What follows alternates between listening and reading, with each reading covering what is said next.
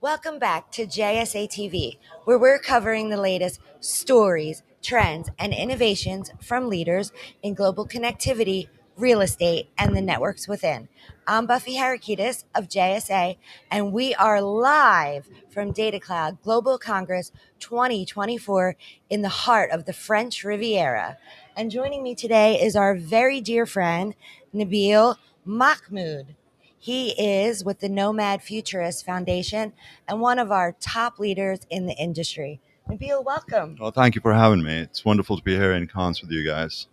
Yes, it's absolutely beautiful here in Cannes. The floor is already buzzing. First thing this morning here, the sun is shining.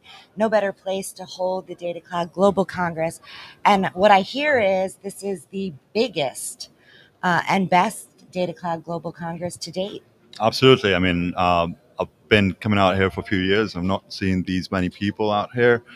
Probably changing the venue has been a part of it as well. It's a lot flatter than climbing all the hills in Monaco, Yes. and people seem to be a lot more active around and having fun. Yeah, there's over 3,000 attendees this year, and we're getting ready for the big Data Cloud Global Awards this evening. Oh, that's Will you going be to be a there? blast. Yes. Yeah, Yeah, we're super excited to see who some of those winners are, absolutely. for sure. So, what have been some of the key highlights of this event for you so far, Nabil? Uh, it's so interesting. Like every session that I sat through and people that I've had conversations with, everyone's talking about the human capital deficit and how quickly the sector is growing. What's going to happen over the next 5 years is just mind-boggling. I mean, we're running into capacity limitations and shortage. Of course, power seems to be concerned. Alongside with that, human capital is on the radar, and the diversity thereof, people and talent in there. Um, those are a couple of things that really stood out here, and the fact that everyone's recognizing it and trying to make a difference and collaborate together to address that is a very positive sign. Yeah, it is a positive sign. I mean, we're hosting later this afternoon the Talent and Tech workshop where we'll be talking a little bit about greener data, our book. But that leads us to our partnership. Yes. JSA is partnered with the Nomad Futurist Foundation. I'm one of the ambassadors. So proud to be a part of this organization. Why don't you tell viewers that are tuning in a little bit more about the foundation and what some of the goals are and the mission there? Thank you. Well, thank you for being a part of Of the foundation course. and being an ambassador. And we're really excited to have JSA on board as one of our strategic partners. Nomad Futurist Foundation, the initiative is to address the human capital deficit, get into communities where we don't have presence yet. We have not touched the last frontier. We're going to go into areas, particularly with edge computing, that we haven't been to yet. And I don't think any of the expats are going to want to move there, even though they love or would love to live in those areas. So the charter of the foundation is to create awareness, demystify technology for the younger generation and people currently that are in transition and or have picked careers to encourage them to come in our space as we get into this human capital deficit we keep referring to. How are we going to do that? We are in the process of launching an online academy whereby we believe that education should be accessible and free, Definitely. at the root level at least, to everybody, that we should expose our sector, make make it whereby it's appealing for people to come into space. I mean, we are not, something that is being talked about at dinner tables and home, like mums and grandmoms. They don't really talk about being a data scientist or being in the data center business. Yeah, you want to be a doctor or you want to be a rocket scientist. So we're trying to come up with a narrative whereby this is the future. We are the foundation of anything and everything on a go-forward basis. So we're launching the academy. We're going to be working on scholarship funds, internship programs, and apprenticeship programs, and eventually job placements for people in our sector. Amazing. It's such a wonderful organization, and so many of the initiatives that you're doing are critical to the future of our industry. So thank you so much. And Phil, shout out to Phil. He's not here. Yeah, Phil, missing you, my friend. I think you need We're to start missing you, getting a little bit Phil. more of a hall pass. Definitely, definitely for sure. So tell us a little bit more about some of the industry trends and predictions. As one of the top thought leaders in our industry, I'm sure viewers would like to hear your point of view. Yeah, so I mean, power is the biggest problem right now. I mean, we can cool data centers and cabinets at 300 plus kilowatts of rack space right now. We can't really get power to them. Um, so compute is changing. It's basically become muscle memory for all of us. We do everything on a mobile phone. I've actually charged my phone, twice a day over here since Oh I've yeah, been here. me too. So I mean, that just gives you an idea like how much reliant we are on technology, and that's just the beginning of time. I mean, we haven't even turned the corner yet. Right. So there's a lot more that's coming, and that requires more and more data centers. My prediction is the next 5 years, they are going to be the most important years for us in our sector. We are going to see the highest growth uh, relative to the last 40 years of computing. Um, and I believe we're going to probably, hopefully, make it to the 80% of the world be connected. I mean, as it stands right now, we're roughly reaching a 40% threshold. So the world is going to be connected, and there's going to be the internet bubble everywhere. Yeah, that's amazing. Thank you so much for providing those insights to our viewers tuning in. Is there anything else that you'd like to add? Absolutely. I believe that everyone's got their heart in the right place. Everyone wants to make a difference and contribute. The challenge is we're not able to make a change. And folks like Buffy and teams like JSA, in collaborating with them, we are actually setting up that tone that we are in this together. We want to make that change, and we want to do this together. Um, the sector that we are in is the foundation of everything that we're going to do. I mean, we talk about globalization. I mean, we are that platform that provides that globalization, whether it be economical or moral, right? I mean, you can't really operate without technology. So we've got to make sure that we plant the right seeds for the next generation. We've got to make sure that we give them a good foundation to leapfrog from. And the only way we can do that is expose it, provide them experiences and opportunities. And I truly believe, I mean, right exposure experiences would help us in ensuring that we create good global citizens with the vested interest of doing the right things. It is true, and it has to be in your heart, right? And I think that so many in our industry, they really do want to empower the next generation and do, good for the world and leave the world a better place for generations to come, and help encourage more of the future to be a part of this exciting industry, because it truly is exciting. It's just not maybe as glamorous, Well, it is glamorous. Come on, but we're it studying is. I mean, con. tonight we're Yeah, going to be in exactly. our black tie, Absolutely. um, accepting some of these awards for some of these amazing initiatives, from sustainability to excellence in operations, efficiency all across the globe. So it truly is, just amazing initiative what you guys are doing. JSA is super proud to be a part of it. If you viewers want to learn more about the Nomad Futures Foundation, maybe you'll tell them where they can go. Yeah, check out nomadfutures.org, and all of our social handles are Nomad Futurist. And viewers, thank you so much for tuning in to another episode of JSA TV live from Datacloud Global Congress 2024 in the heart of the French Riviera. Stay curious, stay connected, find out more about the Nomad Futures Foundation, and happy networking.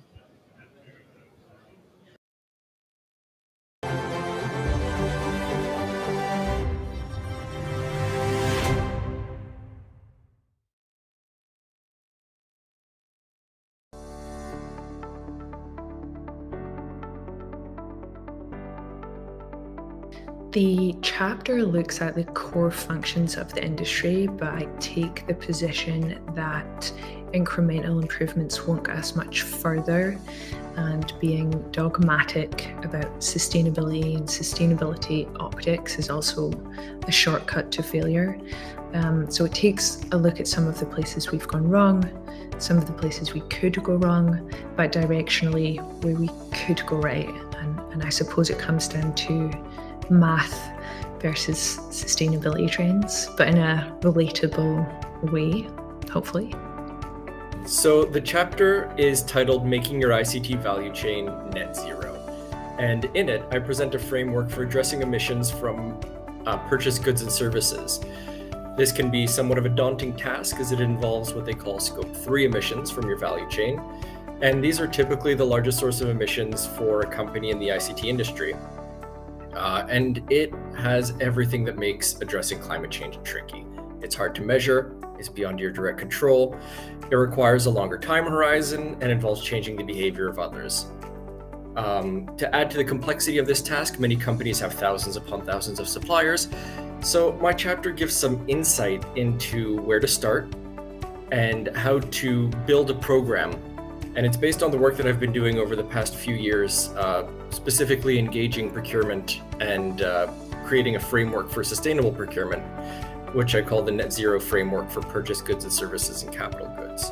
The chapter is part of the last section of the book, which is the business case of sustainability.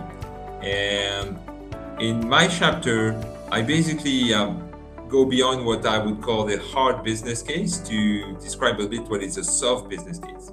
The hard business case is what everybody knows about, is like how we can achieve economies through energy efficiency, for instance, through new renewable energy that are cheaper than conventional energy. Meaning by doing some stuff that is good for the environment, you're also doing something that is good for the bottom line, which obviously aligns super well. The soft business case is more about what's coming is like this data center getting bigger and bigger and have challenges to get accepted.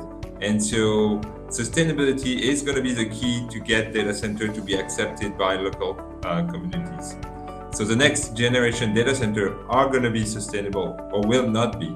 So this is what I call the soft business case, because we're talking about the very existence of the next generation of data center through sustainability. So our chapter, it begins closely examining our tactics towards efficient power utilization, because frankly, no data center can talk about their sustainability initiatives without tackling this problem and their consumption, how they're limiting their consumption.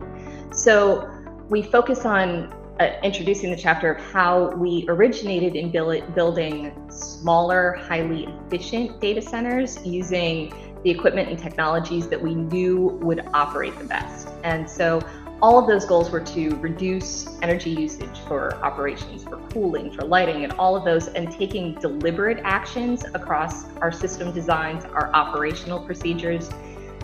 It looks into how we've applied different tools and systems to actively monitor those.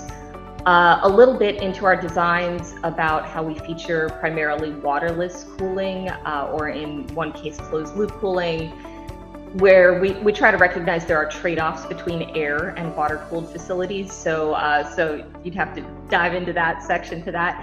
I look a little bit into balancing production, not just the consumption side of things, in looking to how we've worked with our utility partners, what they're providing to us in terms of renewable energy mix.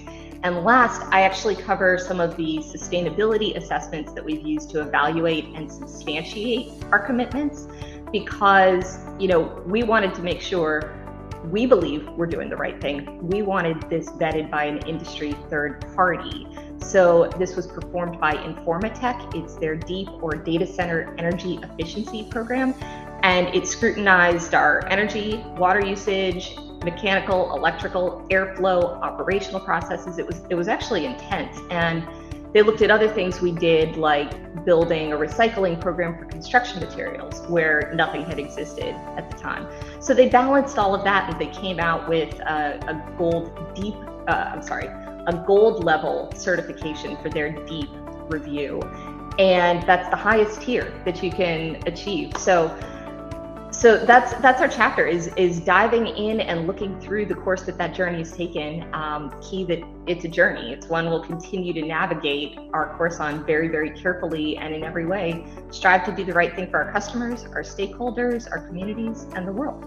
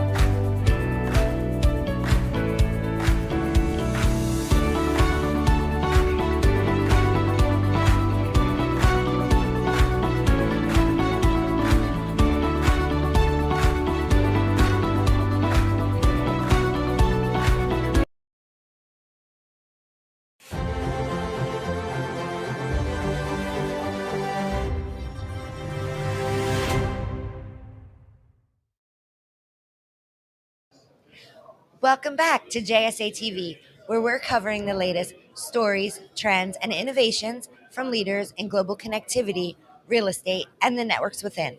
I'm Buffy Harakitis of JSA, and joining me today is Francois Sturin. He is the Chief Operating Officer with Data 4 Group, and he's also a contributing author of the Amazon bestseller Greener Data. Francois, welcome. Well, thanks for having me. It's really a pleasure to be with you here today at this conference. Yeah, thank you so much for being a part of our Greener Data Volume 2 book.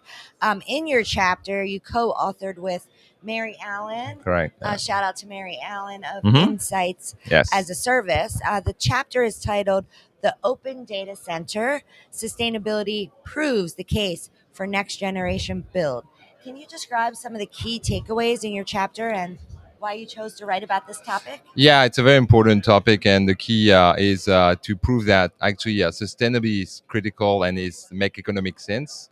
10 years ago, sustainability was always, hey, it's going to cost more, and Right. so what we are looking at here is not just the economic sense; is actually going further. What I said, we have the hard business case: sustainability, green energy, energy efficiency, renewable is actually now cheaper. Makes a lot of economic sense. But in these chapters, we want to go a bit further than that. We want to describe what we call the soft business case, which means basically the next data centers will have to be sustainable or will not be. It's our license to operate, basically. If you're not sustainable, you're not going to You're out. be able Yeah. to build those data Sus- centers. Sustainability or not. It's a Right? precondition, and it's a precondition to our existence as an industry, clearly. And we want to describe this not only like on technical ground, but more on social, how you get engaged with the local community, how you give back to the local community, how you train and educate people to work in the data center industry, and how you interact with the local authority so they don't see those monsters coming in as a problem, but more as a solution, as an economic opportunity. So the chapter is really about going further than just like business cases from a financial perspective, which I think now is proven. I think everybody understands that now sustainability is not more expensive than normal. Actually, it's an economic opportunity, but there's a social case that needs to be built, and how we engage. And I think Data 4 has been quite leading in that, engaging with local communities, doing projects with local communities to make sure that they don't see data center as a threat, but as an opportunity, really. It's wonderful. And in your chapter, you also touch on the Data for Good initiative program. Why don't you tell viewers a little bit more about Data for Yeah, Good? and to maybe a little jump back in history, like it was 2021 when Data4 started to say, "Hey, we're doing a lot of different things, but we don't really have anything organized. So let's organize everything from a sustainability perspective into a program where we define four streams about innovation, environment, communities, and people. Pretty standard ESG stuff. But the philosophy of that program is really to go and look everywhere where we can be sustainable from a carbon footprint perspective. So in construction, in operation, everywhere like where we consume our fuel for our generators, our biofuel. We look at low carbon concrete, all those kind of initiatives from a technical perspective. And we also look at how we deal with our employees, that was the local communities, as I mentioned. And that program has actually evolved recently to include a bigger focus on two aspects, which is territories, as we say, or like local ecosystems, Okay. because we think it's and this is back to the first question. We think it's so defining for the future that we engage with the local community that it should be a big part of our program. And governance, as we got more and more reporting, especially in Europe with Yeah. energy efficiency. You probably discussed this with other people on this here.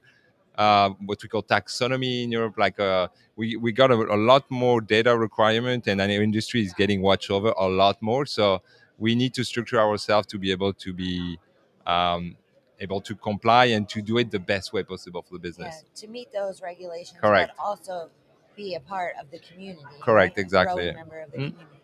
That's amazing. And if viewers want to learn more about Data for Good, where can they go? On our website, and you type Data for Good on any browsers, and you get it. We actually just published our recent environmental report showing our progress including on technical ground, but also on the community side as well. So, I mean, here at the conference, we've been hearing all about AI, just about every day, right, in this industry. So, when we think about that in terms of sustainability, why don't you give viewers some of your insights there? Yeah, and I think AI is just accelerating, and it's creating a need to think even more out of the box Right. to find sustainable solution to our data center, especially in terms of power connection and power procurement and power supply, for instance. And clearly, I've been in this industry for 20 years. Since last year, I've never seen such an acceleration, and the amount of megawatts and everything that you hear is mind-boggling, right? Clearly, It is. and how do we answer this from a power perspective? We're going to talk about this in a panel that I'm on this afternoon, for instance, in this conference as well. But is developing more solution in terms of power supply to the site, which is sometime on site, which is behind the meters, for instance, with renewable, partnering with energy company, for instance. So I think the scale is accelerating the delivery model that we're thinking about in terms of how do we get power for those data centers, how do we get those projects built as very large campus. Right now, I would say 100 megawatts is a new norm, right? It's like, right? It is. It's yesterday, I did an interview and it said like 450 megawatts. Correct. And I said, is that right? And it you was know, right, yeah. I've been doing projects like this for some time, but they were like more outliers. Right. But then now they're more like the norm, right? It's That's like the norm. that's a norm. Everybody is doing it, right? So it's like wow. And when you look at the projection we're hearing, including in smaller market historically like Madrid, Milan, gigawatts of requests. And so you're like, wow, there's something happening. I think the demand is real. Whether it will happen in 1, 2, 3, 4 years remains to be seen, depending on the market. But clearly, this is accelerating. And as I mentioned, back to the first question and to the book, if it's not a sustainable solution, it's not gonna work. And you could get to a point where there's two ways it could go, right? Either we get it wrong and you get data center moratorium, lots of public, backlash, I think, or you could do it in a way where you link AI and energy transition. It's actually, I think, an incredible opportunity to find new energy solution that's also go along with the energy transition in terms of renewable power production. You hear a lot more now about nuclear coming back to the picture because it's low carbon, right? So it's exciting because it's accelerating for me the merge between the data center and the energy industry that has been looming for like a few years, but like not to the point. It's like you can see like it's real, right? And projects are getting out of the research to become more industrialized. Well, Francois, it's such a pleasure to have you here today. Thank you so much for joining us and providing such great insights. And thank you so much for being a part of our Greener Data Volume 2 book. If you are interested in reading Francois' chapter of Greener Data Volume 2, you can go to Amazon, greenerdata.net.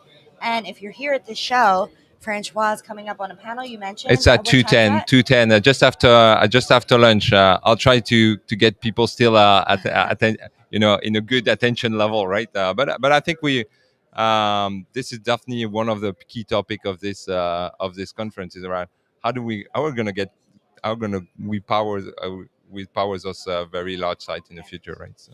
For sure. Thanks again, Francois. Thanks for having me. Thank you, viewers, for tuning in to another episode of JSA TV, live from Datacloud Global Congress 2024 in the heart of the French Riviera. Stay curious, stay connected, and happy networking.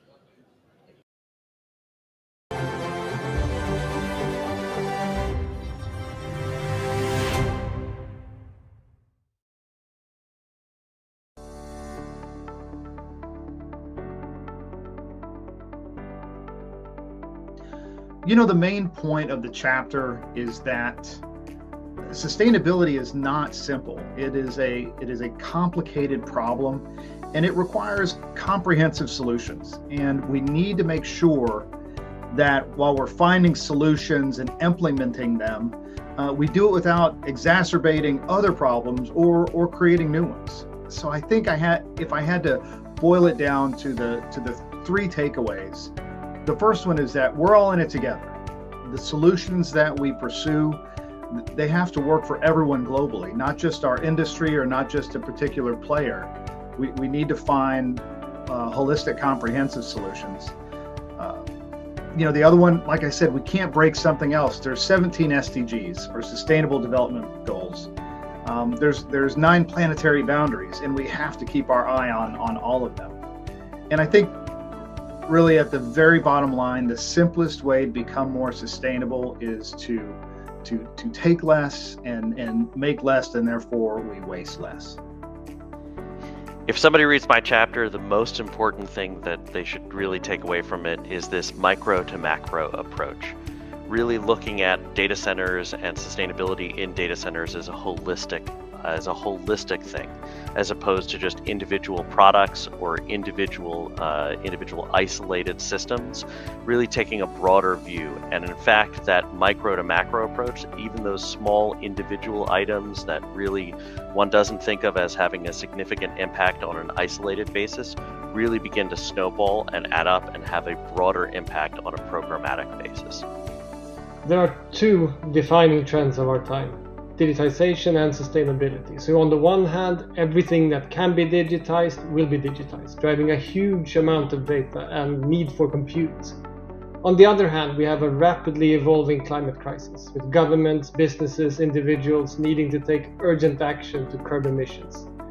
The data center sits at the intersection of these megatrends. It's where digital transformation meets the climate crisis head on. So every time we as consumers go online, we do our banking, we do our online shopping, we stream a TV series, a process starts in a data center. If this data center is power hungry, coal-fired, energy inefficient, and lets excess heat into the atmosphere, then we are contributing to climate change, and most likely unknowingly, all of us. My chapter starts with a personal story of when I tried to explain what I do at work to my young daughter, and failing miserably in getting her remotely interested. I finally managed to capture her interest when we got into a discussion on how watching My Little Pony on her iPad started a process in a data center that recycled the excess heat from the servers to warm the radiators in our home in snowy Stockholm. So the first part of my chapter looks at digital infrastructure through the eyes of a child and helps land how being a part of this industry affords us an opportunity to, in my daughter's words, help the world become a better place. So in my chapter, I also zoom in on innovation that is transforming the data center industry, how the digital data explosion fuels the need for high density data centers, and why modern data centers need to have heat reuse, circular economy principles, innovative cooling, and work in tandem with the climate. These are all existing industry innovations that are starting to be deployed at large scale. I use some of that Nordic data centers to give real examples in the chapter. Lastly, I also zoom out and look at what factors that can accelerate innovation, accelerate change. And I believe that customers, so the buyers of data centers, and consumers, so anyone who consumes digital services, will increasingly act as change agents and accelerate the shift towards greener data. Yeah, so what I've written about in Greener Data really touches on the substantive changes that the free market, in my view, can be making to impact the cleanliness of our environment, and how imperative it is that the IT industry, in particular with all the advanced applications that are coming online, leverages some of the new technologies with cooling, in particular liquid cooling and immersion. And the spoiler alert is that, in my view, the tech industry can do more right now than it is doing, and probably more than most other industries in the immediate that could have a material impact on a greener environment. My chapter discusses the evolution and innovation of data center technology at Flexential. We focus on how we are shaping the future of data centers through advanced power and cooling strategies. It highlights really the importance of data centers in today's era of digital transformation, in particular in meeting the high performance computing demands of AI and machine learning workloads.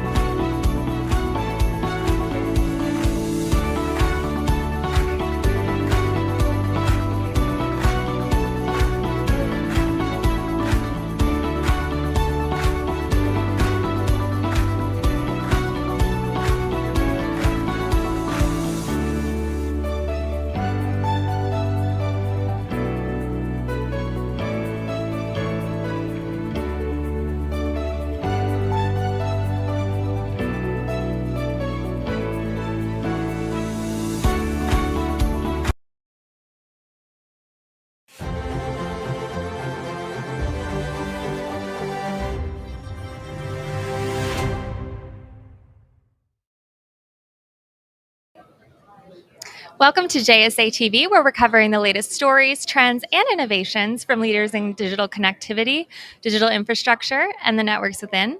I'm Allison Whelan, coming to you live from beautiful Cannes in the French Riviera for Datacloud Global Congress 2024.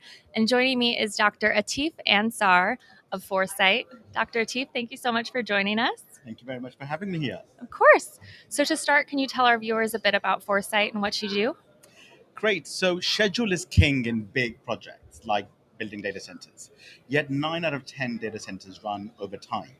So we are a technology that helps people stay on track on their projects, coordinate better with their supply chain, and avoid disputes. And as a result, they can scale faster. At the moment, the data center market is absolutely exploding. So we're assisting with that scaling of the market. And 9 out of 10, that's a very crazy stat to hear, right? So what are you doing to combat those challenges of delivering major project investments and keeping things on time and on budget? So one of the things with these major projects is that they're very complex. And schedule information is usually trapped inside two databases. One's called Primavera P6, the other's called Microsoft Project. They are products built by large tech companies out there. Really good documents of record, but these data sets get lost in the heat of the project delivery. So we provide a layer of translation in which we're able to read that complexity and translate that into easy to understand reports and insights, as well as execution workflows. So everybody knows what they've got to do, when they've got to do it. And as a result, it becomes this continuous learning platform for the entire team. It's wonderful. Accountability and organization all built in there, right? Absolutely. And collaboration and coordination to go along with it. Yeah. And AI, a major topic here at Datacloud Global and something that we've heard about so much in the last year. How is AI changing how capital-intensive projects are managed? So AI, and I'm using AI in a broad term, including machine learning, as well as variety of approaches, because it's potentially an overused term, but a very powerful set of tools. So data is amazingly important for AI to work properly. Now, construction produces huge amounts of information on a minute-by-minute basis. Particularly with time and information, we've got Foresight's got one of the world's largest proprietary libraries of historical schedules. There's a lot of information in them that's completely dark that we can learn from. So ways in which AI can help is really tapping into your organization's deep subconscious and revealing all of that information that has been produced but is not being meaningfully used in any way. And then even if it's structured, even if it's messy or fuzzy, there's still a lot of signal in that data. And be able to convert that into real insight that helps you improve your profitability as well as delivery timescales. That's great.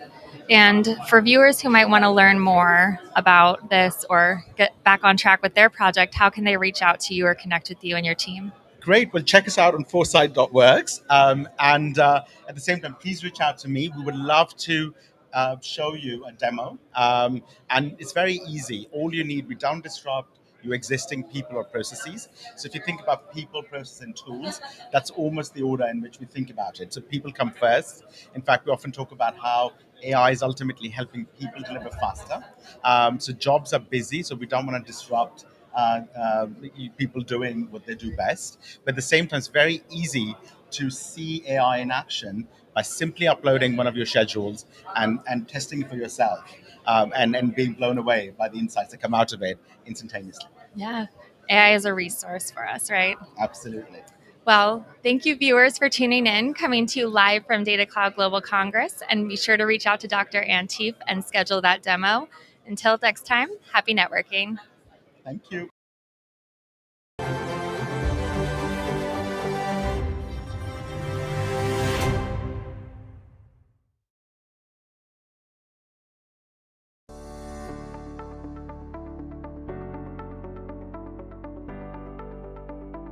A quick high-level overview of my chapter. On-site power generation for data centers, microgrids, leveraging one of the cleanest sources of fuel available, which is natural gas or hydrogen or biogas. We introduced the Bloom technology, but most importantly, I spent a lot of time writing about the fact that natural gas and taking steps to reduce carbon today using natural gas is the most effective thing we can do, certainly for a greener data center design, a greener future. I spent a lot of time going into the metrics around that as well. And the fact that natural gas, for some reason right now, has kind of a bad rap, especially when you're not burning anything. Bloom does not combust. Bloom is converting those molecules to electrons. And so I spend quite a bit of time in the chapter talking about how we can take pragmatic, real steps towards carbon reduction while solving the power problem we have with data centers, the utility problem. My chapter is entitled Sustainability at Cell Towers. That's obviously an area of focus for me and something that we know a fair amount about. I read the Greener Data issue, Volume 1, and was very impressed with the content and the direction that it took. But I noticed that it was very data center centric. And I thought we need to contribute something that will include other aspects of digital infrastructure, such as towers, because it's an ecosystem, it's all tied together. Towers to fiber to data centers, all the traffic that comes off the towers ends up in data centers. So I thought a contribution that would relate to the tower aspect of the digital infrastructure would be useful and informative. The chapter covers the size of the tower market. We estimate in the United States there's about 185,000 towers that are used by the cellular carriers. That's about 10 times that internationally, and that doesn't even include 2 million towers in China that are state-owned and operated. Yeah, every tower has the mobile network operators as tenants. They install their radio equipment and antennas to broadcast signals over the air to our devices, our smartphones, and that takes up a lot of power. So when you extrapolate the numbers of towers times the numbers of tenants on those towers and the equipment that's being used and the power required at each site to run all of that, it adds up to pretty significant proportions of power consumption and drives a lot of considerations as to how do we sustain that, how do we make that more energy efficient, and how do we meet greenhouse gas emission goals. There's actually, I talk in the chapter, there's 3 partners, if you will, on the tower. There's the tower company itself that owns the tower and the land under the tower. That's passive infrastructure. There's the mobile network operator that installs the radio and the base station equipment to broadcast and receive signals to and from devices. That's all active equipment and requires power. And then there's the manufacturers themselves of the radio equipment and the supporting infrastructure that all contribute to making cell sites very power efficient and sustainable for the future. So I tried to encapsulate that in my chapter to demonstrate that there are other considerations within the ecosystem outside of data centers that need to be looked at and need to be addressed by the operators, and how to drive a very energy efficient operation. So AI is a technology that, from the data center perspective, is requiring significantly more density. Now, at the same time, it's also an exponential technology. So the higher density means that previously maybe you had 5 kilowatt racks, and for a megawatt you used 200 racks. Now, if you have 100 kilowatt racks, you have 10 racks only. So what does this change mean for the data center space? So in addition to kind of moving fast ahead, the technology is exponential. So it kind of feeds, it needs more and more capacity. And at the same time, the overall requirement for the data center is changing. So the implication is that we're moving towards liquid cooling, and at the same time there are several different paths for that liquid cooling. So in this space that's moving fast and it's changing fast, how do you ensure that the data center remains sustainable and optimally becomes more sustainable, so that AI is actually part of the solution rather than the problem, if you will, with regard to the environment?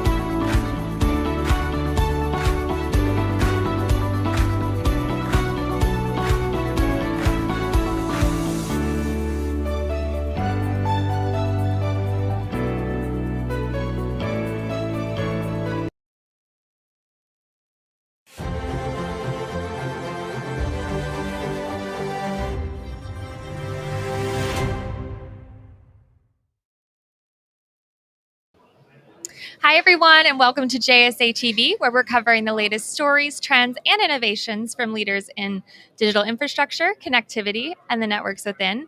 I'm Allison Whelan, coming to you live from Datacloud Global Congress 2024 here in the beautiful French Riviera. And we have recruited our booth neighbor here on the expo floor, Jeffrey Hargreaves of Yagi. Jeffrey, thanks so much for joining us here today. Good morning, and thanks for having me on. Of course. So for our viewers who may not know, and I'm sure they do, can you tell us a little bit about Yagi and what you do? Yeah, sure. Yagi is a Swiss business, part of the Guntner Group, a much larger group. Both companies have been around for over 100 years doing heat exchange technology.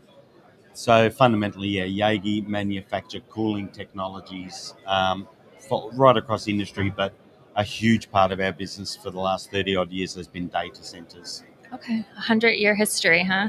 Yeah, almost 100 years. We're about 98 years now. So, yeah. Very established. Yes, very, yeah. And sustainability is a topic that is being discussed here at the conference. It's something near and dear to our hearts at JSA with our greener data movement. Can you talk about sustainability and what Yagi is doing to empower that? Yeah, well, one of the unique features of the Yagi technology is its ability to use less water than a lot of other technologies and significantly less power. So, yes, we do use some water, but compared to a lot of other technologies, it's a fraction of the amount of water to cool down the water that's running through the data center to cool the data center equipment. So we're enabling lower WE, so water efficiency, and PUE, power efficiency. So there's been a mass adoption towards our technology in recent years just because of those sustainability aspects. And efficiency is key for all parts of our business, right? Yes. But something we've been hearing tied with efficiency lately is AI. So how is AI and sustainability kind of coming together for you guys? Well, with AI, what it's doing is pushing higher load, so it's increasing the water temperatures within the data center, and by increasing those water temperatures, we are able to use even less water to cool the water down for the cooling and heat expulsion. So what it's enabling us to do is to use less water in order to meet those temperatures. So that recent rise in water temperatures is fantastic for our product. So it makes us far more relevant than we've ever been before. Great. And for our viewers who may want to connect with you or learn more, where can they go to learn more? Yep, well, they can go to the Yagi website and connect with one of our representatives there. And that's, do you want me to spell that out? Yagi-hybrid.eu. Yep, and Yagi with a J. Yagi with a J. Well, thank you so much, Jeffrey, for joining us. And thank you to our viewers for tuning in. Until next time, happy networking. Thanks, bye.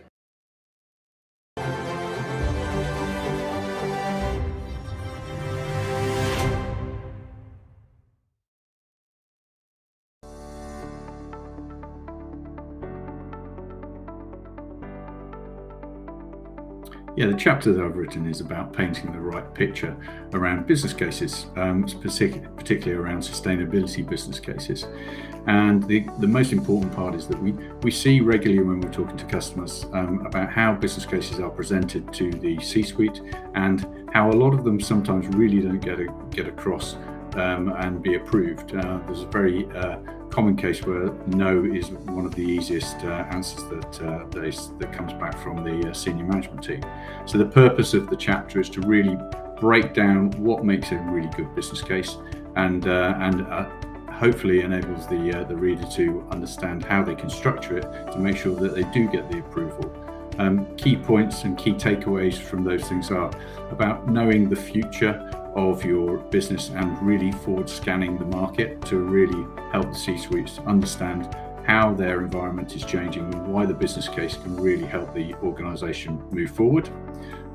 Second more important point is around really knowing your numbers. It's very easy to assume that sustainability business case is all about carbon reduction, but ultimately it's about making sure that you really know the numbers because it really needs to make a financial benefit into the organization as well as an environmental benefit as well. And then one of the most important parts of delivering a sustainability business case is about making sure that you use the right language. Within the world of sustainability, we're very good at making sure that it all gets very complicated, and therefore only the ones that are involved in the markets really understand all the abbreviations, etc. And making sure that you want to really get your business case approved means that you really need to simplify the language and make sure it is absolutely crystal clear on what you're requesting, and the timelines that you're looking for the paybacks to be presented to the business as well. So those are the three key takeaways from the chapter.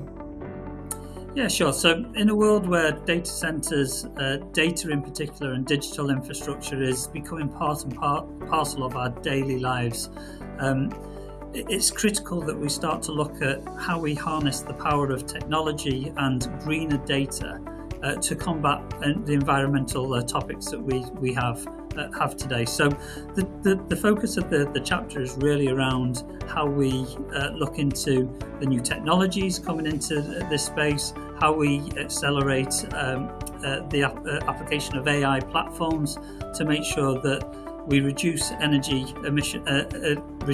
usage, emissions and waste through using new technologies like liquid cooling. Perhaps, Rob, if I hand over to you now, you could take us through the detail of the chapters and the different topics we touch on. Yeah, thanks, Mark. Yeah, so our chapter focuses on some key areas, and they include the adoption of renewable energy and energy storage and its role there. We talk about smart grids and microgrids of the data center. And then as we talked about the digitization of energy and then the role that data will play in improving our sustainability. And that data needs to be reflected in metrics and frameworks. And this is something that we've at Schneider have talked about for a number of years, of creating a standard framework to be able to measure and make continuous improvements. And the conversation would not be complete unless we talked about AI's impact in the data center, and then key technologies it's pulling along, like liquid cooling, and its effect on sustainability.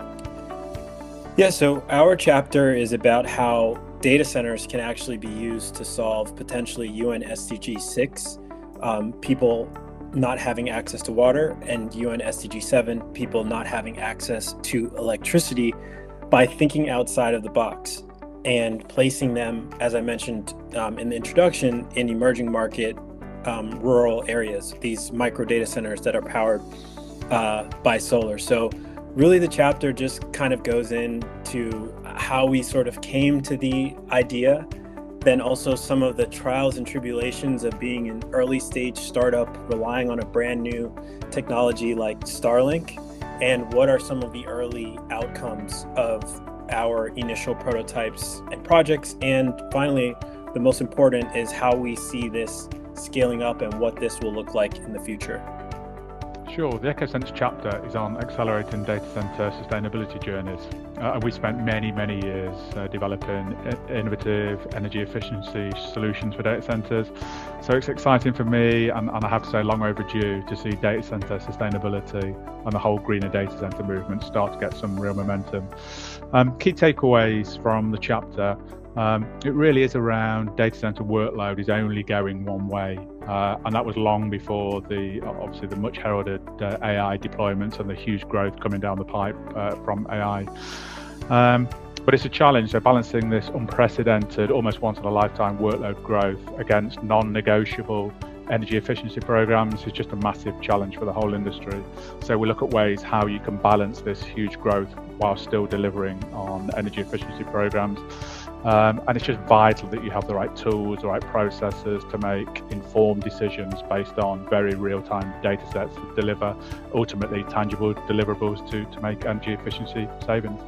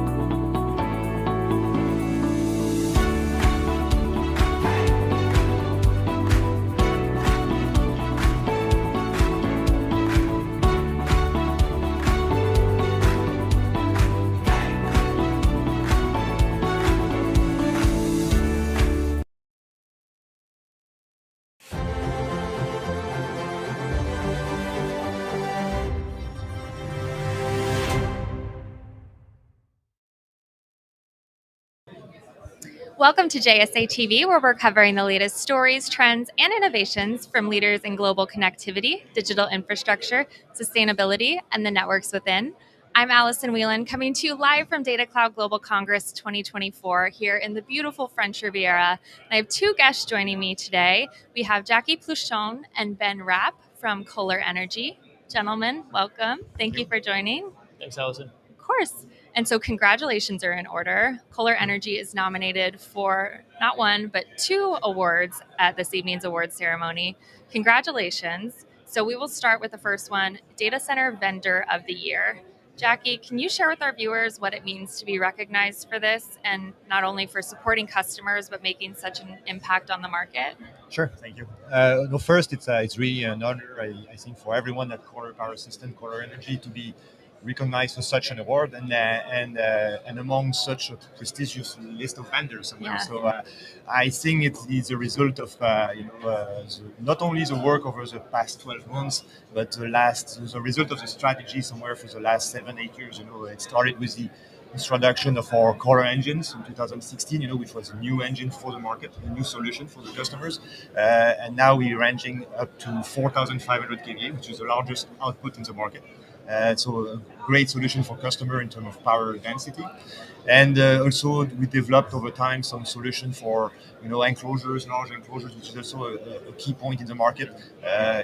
Either in America with our E-frame solution, in Europe, EMEA with our walking containers. So that's another additional solution for the customers. And those, let's say, enclosures can be deployed on site with a lot of different configuration, which help customers. So it's really this kind of achievement, and also a complete organization in the 3 main regions that we are working on in America, in EMEA, APAC, of dedicated organization to the data center market. Not only sales, marketing, but also project management, site management, engineering, after sales, and all those functions that the customer expects from a vendor like a Kohler. So and the last one, Ben will speak better. I'm sure it's about sustainability. We've made a lot of effort on sustainability, and something that we have made a lot of efforts to make sure we answer the challenges faced by the market and by the DC industry. Well, sustainability is something very near and dear to our hearts at JSA, obviously, as well. And it sounds like you have a great team, great history, and all of those solutions that you just mentioned that brought you to this award. So congratulations again. And then, Ben, you're nominated for finalist in Young Talent of the Year. Congratulations there. Yeah, thank you. Thank you. And I was surprised about that. You were surprised? I was, but I appreciate the support. It's a huge honor. And I think, the biggest aspect is that Kohler was super supportive throughout that process. And I think kind of the sticking point here is that everybody was a team in this effort. So yes, I'm the nominee, but everyone was super supportive internally to the organization and had a full team of engineers behind me supporting me in the project. So huge win. Yeah. Team effort. It was. Yeah. Great. And we mentioned sustainability recently, but that's something that's so entwined in the Kohler Energy brand and your history, and especially in recent years, just making even more sustainable developments.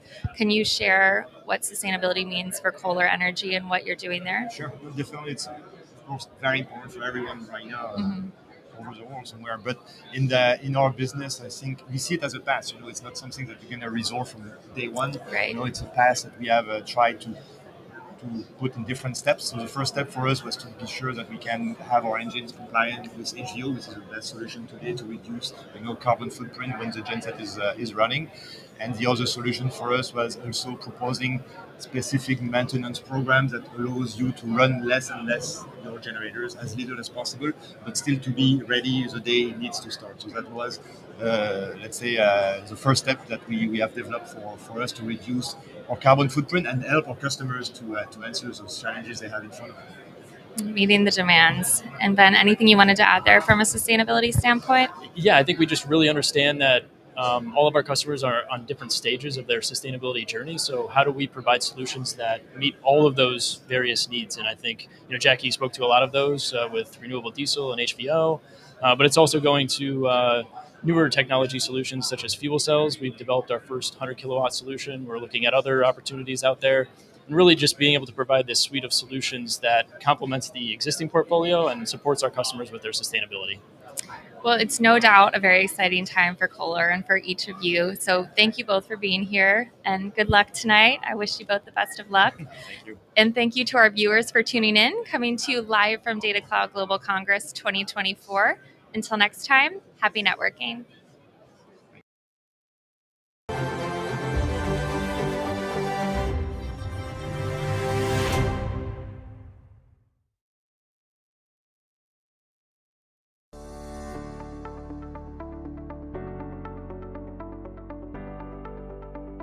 The chapter deals into the realm of the green data centers, addressing the imperative of balancing technologies expansion with environmental responsibility.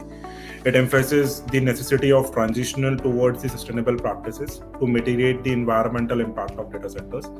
That we have talked about key strategies, including optimizing the energy efficient infrastructure, harnessing renewable energy sources, overcoming the challenges such as high initial cost and legacy infrastructure.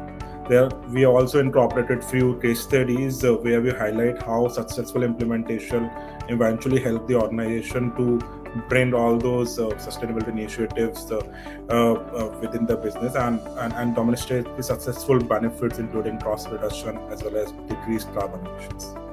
Yeah. So the key takeaways for the chapter, I was so excited to be able to participate in this project. I mean, first and foremost, sustainability is one of the core values that we have here at DartPoint. So this is not only important to us from a as we evolve as a data center operator, but it's truly important to us as a company that we contribute as we think about the impacts that our business has on the environment and how we can always look to improve that and be more competitive. But the title of my chapter is really the interconnect domain between finance, sustainability, and innovation. And I was so excited to get that as our title because it really covers the entire ecosystem end to end as it relates to the data center sector and the impacts that the data center sector is having on the environment. And really, the four key takeaways that I would identify in our chapter are really first and foremost is growth that the sector is experiencing. When you think about data demand and you think about where data centers sit in the ecosystem, right? We're at the core of what drives that data demand, not only today, but these enormous future projections, right? The ecosystems that we create in our facilities are really the drivers that enable all that. So that's one, right? How sustainable is that going forward, and what are the impacts on the environment, given just the enormous power demand that our ecosystems create, and particularly when you think about the tailwinds of AI and machine learning type opportunities, that demand only exponentially grows. The second point, really, in our chapter, is really about capital. Right? We're a business that requires an enormous amount of capital to continue to grow. We are a capital intensive business. And the chapter that we were able to participate in really addresses the impact of capital coming into the industry, the impact of sustainability, and particularly around the new entrance of capital coming into the market and how they want to focus capital being deployed in a very sustainable way. And so we really address that, and I'm excited about the impacts that's having on the industry. The third one is innovation, right? That's what DartPoints is all about. We consider ourselves really to be thought leaders in the industry, right? We want to be perceived as innovators. When you think about sustainability, and I mentioned the power demand in the industry, generally people tend to just kind of think about alternative power sources, whether that's wind or whether it's other types of power solutions that are being talked about. But when you really understand what's going on within the data center ecosystem, that's just one component, right? Design, processes, tools, procedures, technology, right? How you become very efficient through advanced technology and innovation. all of that end-to-end ecosystem really comes into play when you begin to think about sustainability within the data center sector, and how do you really maximize the benefit that we can have on the environment. And then, of course, the last one of the key learning is the customer, right? That is clearly an environment where if you want to be relevant as a data center provider, not only today, but in the future, 3 years, 5 years, 10 years down the road, you have to evolve your thinking, the way we build our platforms, the way we deploy our platforms, all has to have a mindset of sustainability, because customers today, whether you're engaging in a prospective discussion as they look at you as a potential partner, or they're a customer in your existing environment, they're demanding solutions that are environmentally friendly. And if you want to continue to do business with them, you've got to be able to deliver and demonstrate that that's a direction you're developing and evolving your company. So those are really the 4 key takeaways and the 4 areas that we focus on within our chapter within the book.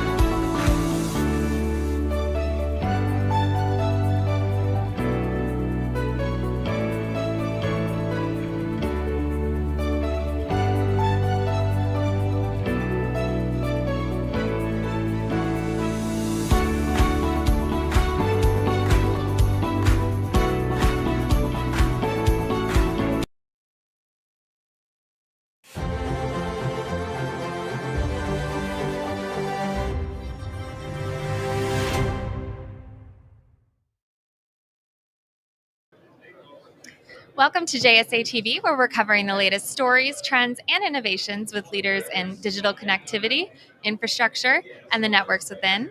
I'm Allison Whelan, coming to you live from beautiful French Riviera for Datacloud Global Congress 2024. And joining me is Robert Dunn, CEO of Start Campus. Robert, thank you so much for being here. Hi, thanks for having me. Of course. So to begin, can you tell our viewers a bit about Start Campus and what you do? Sure. So at Start Campus, we design, build, and operate some of the world's most sustainable data centers. So our first project is a large campus.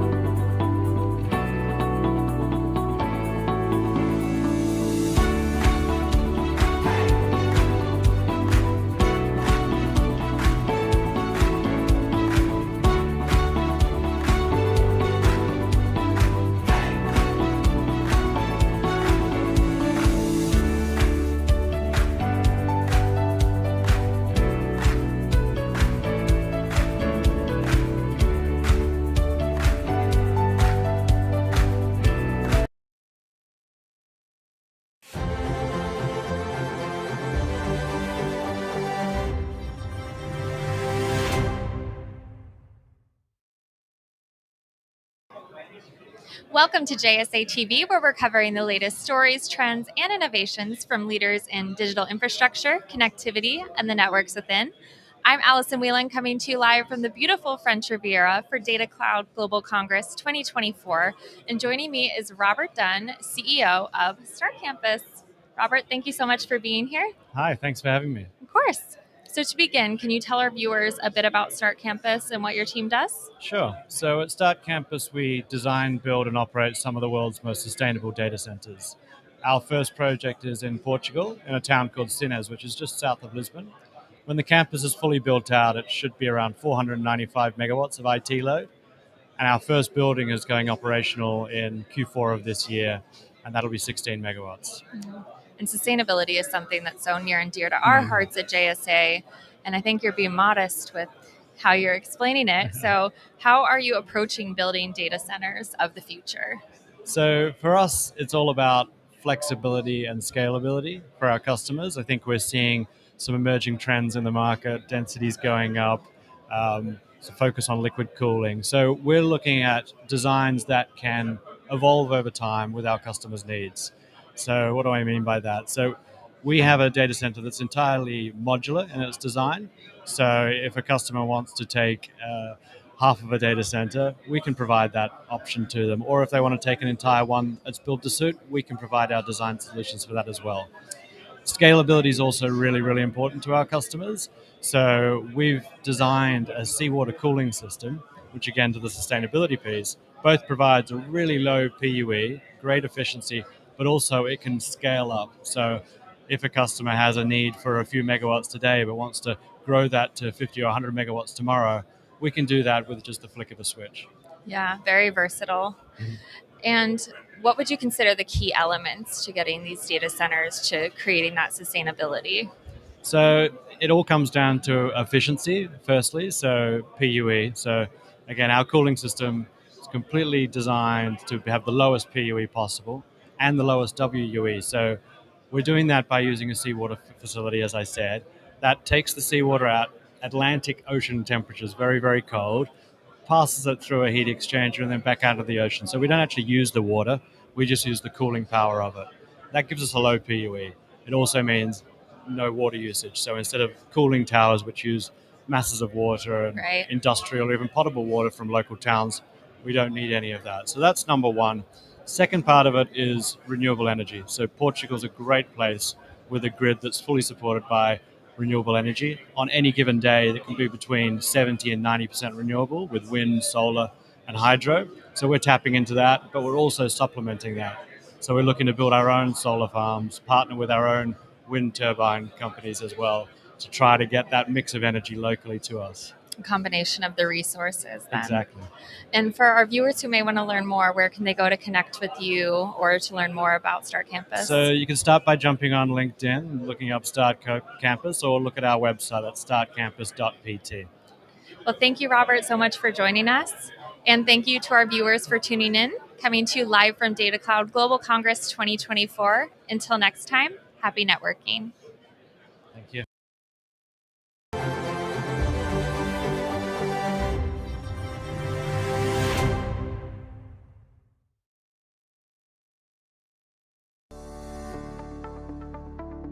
Hi, I'm Rob Bunger with Schneider Electric, and I'm the innovation product owner within the CTO office, which looks after our data center segment. And hello everyone, my name is Mark Garner. I'm the Senior Vice President for our Secure Power division here in Europe and France. Yeah, sure. So in a world where data centers, data in particular, and digital infrastructure is becoming part and parcel of our daily lives, it's critical that we start to look at how we harness the power of technology and greener data to combat the environmental topics that we have today. So the focus of the chapter is really around how we look into the new technologies coming into this space, how we accelerate the application of AI platforms to make sure that we reduce energy usage, emissions and waste through using new technologies like liquid cooling. Perhaps, Rob, if I hand over to you now, you could take us through the detail of the chapters and the different topics we touch on. Yeah, thanks, Mark. Yeah, so our chapter focuses on some key areas, and they include the adoption of renewable energy and energy storage and its role there. We talk about smart grids and microgrids of the data center. And then as we talked about, the digitization of energy and then the role that data will play in improving our sustainability. And that data needs to be reflected in metrics and frameworks. And this is something that we've at Schneider have talked about for a number of years, of creating a standard framework to be able to measure and make continuous improvements.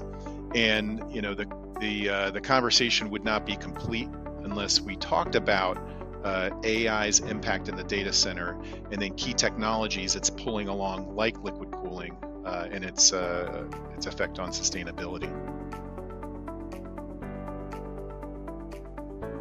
Yeah, a number of different aspects, really. First and foremost, Schneider Electric is a global leader in digital transformation and energy management. We are truly focused around the sustainability agenda and have been so for many years now. So it felt really important with such an important book like Greener Data to ensure that Schneider Electric was involved in the book and contributing to it. The other aspect, though, is to my first point, data is a part of our daily lives, whether it's what we do at work, what we do at home, what our children are doing. Data is around us everywhere now, and it's only going to become more and more commonplace. So greener data and developing a greener data infrastructure is going to be critical to the future of our communities and our lives. Increasing awareness around the data center industry and the greening of data center is something that's very close to my heart. Having been in the industry now for 5 or 6 years, it's very important to me that we bring it to more people and make more people aware of what the data center industry contributes to our daily lives. Yeah, and I'll add that we are glad to be recognized leader for sustainable development. But I think recent years have been a stark reminder that there's a lot more work to be done. And with the Greener Data, bringing together industry leaders to discuss how digital infrastructure organizations are combating climate change, it really is a natural fit for our organization, and we're proud to contribute. With only 10 years to achieve the Paris Agreement and limit temperature rise to 1.5, all organizations need to accelerate their sustainability. So if we're able to push that along a little bit faster, it's something we firmly believe in here at Schneider Electric.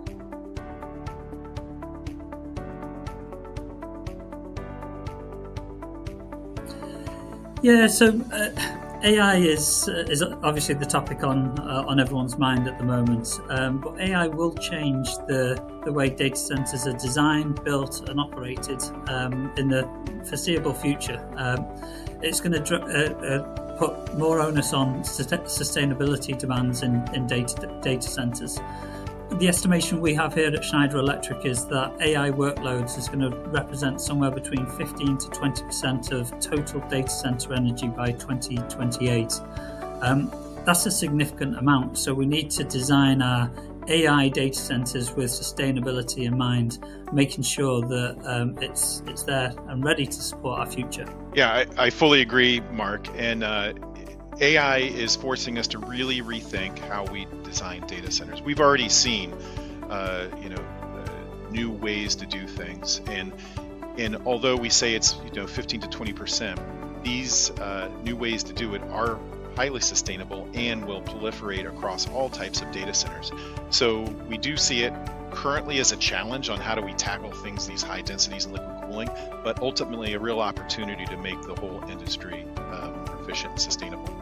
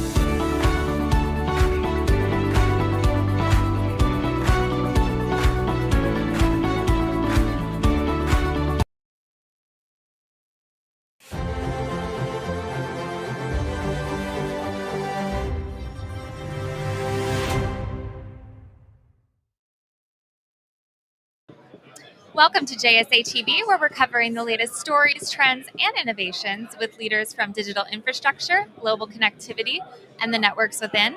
I'm Allison Whelan, coming to you live from Datacloud Global Congress 2024 here in the beautiful French Riviera. And joining me, we have Craig McFadden and David Burke. Gentlemen, thank you so much for joining us. Welcome. Thank you very much. And of course, and for our viewers who may not know, can you tell us a bit about Munters and what you guys are doing right now?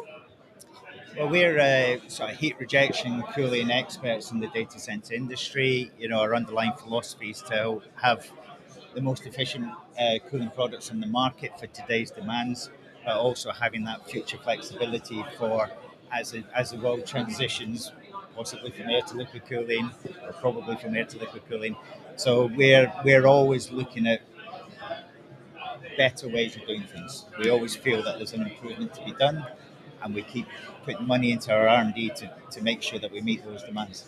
Always improving. That's a great mentality to have there, right? Absolutely. And you had a big announcement this week, so it's very exciting news. You have a new state-of-the-art facility in Ireland. Can you tell us a bit about that? Yeah, I suppose we're all super excited, across the group at the moment for the announcement of a new 12,000 square meters of manufacturing space in Cork. That's added to two existing facilities, so it really increases our capability to meet the market needs. We probably have an increase of something in the region of 4 to 5 times production capacity overall, and with the way the market is going at the moment, increasing production capacity is definitely what we need to see, and we're super excited. The building is LEED certified. It's built to the highest standards, new labs, new testing facilities. We couldn't be more excited, and it really, I think we're really in a great position to give the market what it needs. Well, congratulations. Thank you so Very much. exciting news. And can we get a little bit more into that? What types of products will you be producing in the factory? Well, we do sort of a mixture of complete systems, packaged systems like direct evaporative cooling units, indirect adiabatic cooling units. We do cycles, a thermosiphon system, split system. But we also support the cooling infrastructure, chilled water infrastructure with CRAs, fan wall units, and we also do some crack systems as well for smaller facilities.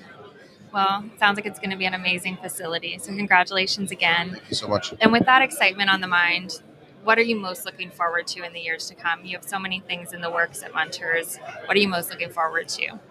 I think, from my point of view, and Craig might have hopefully we have different opinions on this, but I definitely, I'm just the vastness of the industry at the moment, the scale of change, the scale of that these buildings are going to. A data center that we were building a number of years ago would now be considered miniature by today's standards. Right. So it's the opportunities that are there, obviously with that increase in capacity in the new building and the new factories to meet the needs of the market.